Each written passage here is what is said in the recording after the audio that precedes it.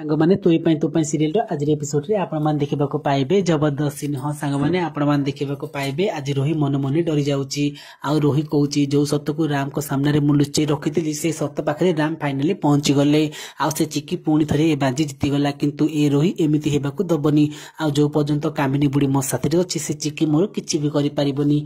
आ एमिति कहि से चिकी को मारिबा पई ताको रूम को चले जांती। आ एते बेले चिकी थिबे आ रोही जाई कहबो अरे ए चिकी तो ना दुर्गा बोली चेंज कर देलो माने कौन ए बाजी तू जीती गलु देख समस्त को सामने तते मु केमती एक्सपोज करूची। आ एते बेले चिकी कहउचंती अरे राम ऑलरेडी जानि साइलेन जे ताको चिकी ही दुर्गा बोली। एबे मो राम मो पाखरे तू रोही चाहिले भी किछि करि पारिबुनु। आ दिन ना दिन मु तोर विनाश करबी।